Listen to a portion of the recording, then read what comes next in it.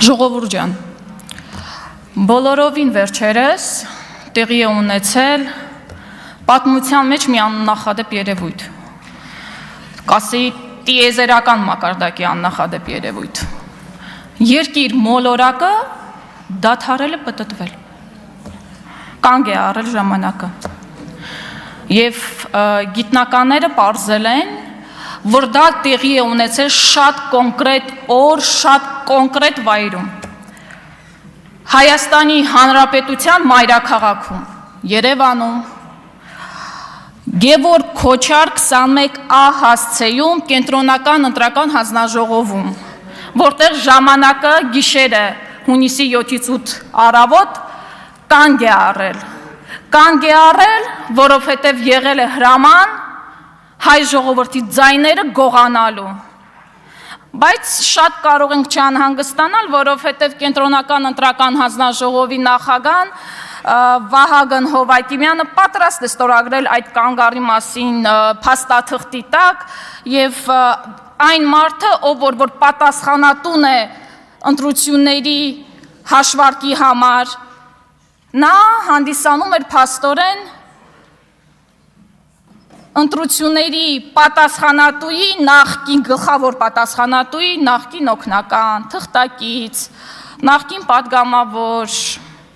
քանի դեռ նաև առիթ է Արեգա հայկական անուն, չնայած ինչպես երևի հաշվում, այնպես է կարդում է։ Այսօր այստեղ քննարկվում է Հայաստանի Հանրապետության ազգային ժողովի նախագահի ընտրության հարցը։ Այդ անձը հանդիսանալու է Հայաստանի Հանրապետության երկրորդ դեմքը։ Ինչ հատկանիշներ նա պիտի ունենա։ Բարձր մարդկային հատկանիշներ, բարձր պրոֆեսիոնալիզմ, լավ հետագիծ, իհարկե հայրենասիրություն եւ այլն։ Իշխող խմբակցության թեկնածուի հետագիծը իսկապես տպավորիչ է, բայց մեկ այլ պետության տեսակետից, ոչ թե Հայաստանի։ Այսօր այստեղից Հայաստանի Հանրապետության թիվ 1 ամբիոնից մենք հայտարարում ենք, որ մենք ոչ թե սիրելի ժողովուրդ վերցնում ենք մանդատ, այլ վերցնում ենք այն պատասխանատվությունը, մանդատը պատկանում է ժողովրդին, մենք պատասխանատվությունն ենք վերցնում, որովհետև երբեք դատարկ աթոռները չեն կարող պաշտպանել ձեր ձայները, չեն կարող պաշտպանել ժողովրդավարությունը եւ Հայաստանի շահերը։ Ի տարբերություն ընտրությունները կեղծած իշխանությունների, ովքեր փաստացի չեն կարողացել ապահովել ազատ, արդար եւ հավասար պայմաններ ընտրությունների, եւ ում առաքելությունը բացարձակապես միայն պառակտումն է, մենք սիրելի ժողովուրդ, ուժեղ Հայաստան չընտրած քաղաքացիներ, նաև ձեր պատգամավորներն ենք, ձեր ձայները եւ հոգսերն ենք այստեղ բարձրաձայնելու։ Մենք նոր եւ երիտասարդ քաղաքական ուժ ենք, մենք չենք ստեղծվել մեկ օրվա, մեկ ընտրության, մեկ դրվագի համար։ Մենք ստեղծվել ենք Հայաստանում նոր քաղաքական մշակույթ թելադրելու համար, մեր հայրենիքին ծառայելու եւ նոր առաջարկներ անելու համար։ Գիտեք, մենք համոզված ենք, որ Հայաստանը կարող է լինել ազատ, ուժեղ եւ տնտեսապես ավելի կայուն,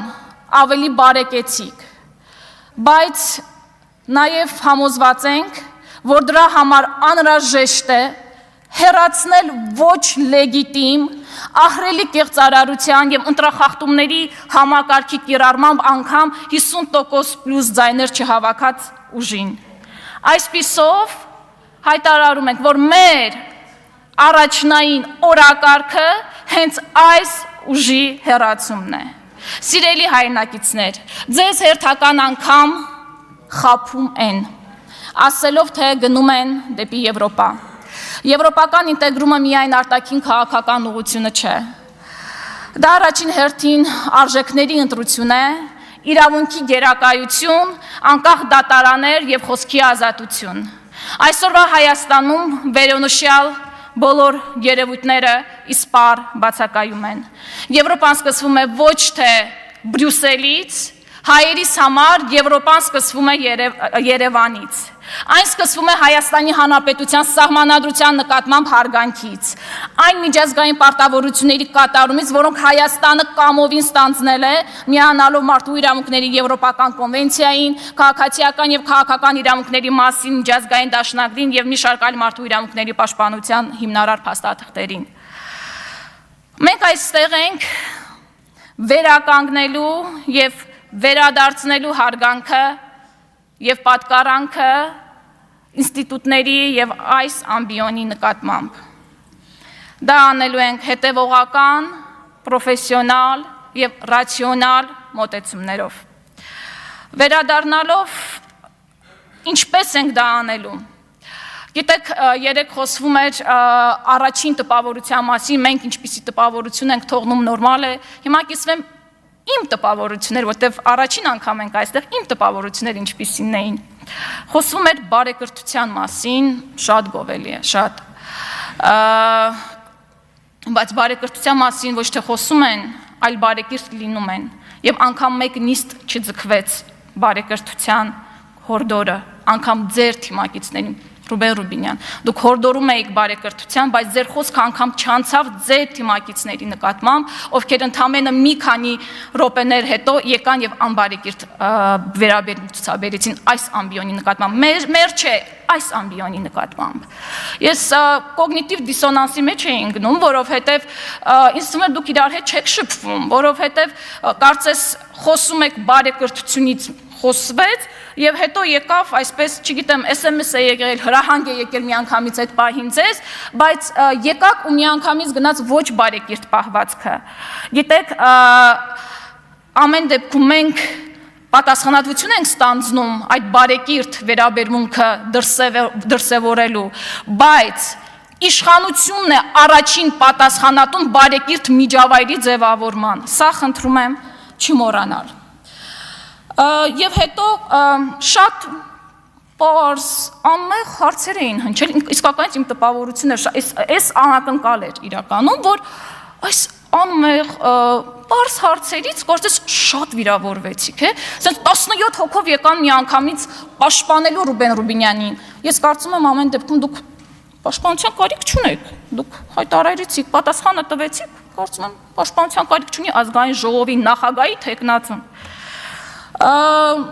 Եվ հետո խոսվեց հակաթուրքականությունը, կարծեմ չեմ կարող ուղակի մեջ բերեմ, բայց եթե սխալ եմ ասում, կուղեք հետագայում դուք ձեր ելույթներով։ Խոսվեց, որ հակաթուրքականությունը հայրենասիրությունը չէ եւ այլն։ Այո, հայրենասիրությունը շատ ավելի մեծ գաղափար է, համաձայն եմ ձեզ հետ, բայց անկեղծ ես չեմ սիրում թուրքերին։ Ես ունեմ պատճառներ չսիրելու, ինչ անենք, ոնց կարող ենք մենք սիրել թուրքերին, թե դուք սիրում եք, այդ ձեր գործն է, մի ստիպեք որ ուրիշները սիրեն։ Եվ հետո Ռուբեն Ռուբինյանը խոսում էր, որ իր 1 տարեկան երեխան չի տեսել պատերազմ, չգիտեմ, եթե սխալվում եմ տարիքը ներողություն եմ խնդրում,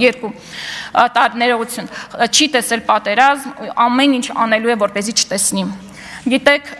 ես էլ 2 տղաների մայր եմ։ Ես էլ փորձելու եմ ամեն ինչ անել, որ պատերազմը չլինի, որովհետև պատերազմի մեջ ոչ մի լավ բան չկա։ Բայց միևնույն ժամանակ ես հասկանում եմ, որ իմ տղաների վրա բերեմ օրինակը։ Իմ տղաները ոչնչով ավել չեն Հայկ Ապրեսյանից, իսկ ես ոչնչով ավել չեմ Հայկ Ապրեսյանի մորից։ Հայկ Ապրեսյանը մարտական խաչ 2-րդ աստիճանի շքանշանակիր է, ով որ զոհվել է ձեր իշխանությունների վարած քաղաքականության պատճառով եւ իմ տղաները իրանցից ոչնչով ավել չեն։ Եվ հետևաբար ամեն ինչ արվում է հատուկ նրա, որպեսզի խաղաղությունը լինի, որպեսզի պատերազմ չլինի, բայց ոչ մեկին առավել ու ներքև չդասելով։ Ես եւ հիմա վերջում առանց դրա հնարավոր չի այս ամբիոնից, այսուհետ դուք հաճախ եք լսելու ակադեմիկոս Հրաչյա Աճարյանի բնութագրմամբ հայերենի տարածվածությամբ եւ խոսողների թվով ամենամեծ արևելահայ բարբառը։ Սիրելի արցախցիներ, մռավասարեն նման պնդկացիք, մունք մեր հայրենիքում նանք, վեշիմպեն մորացվալ չի ու վեշիմպեն ներվալ չի։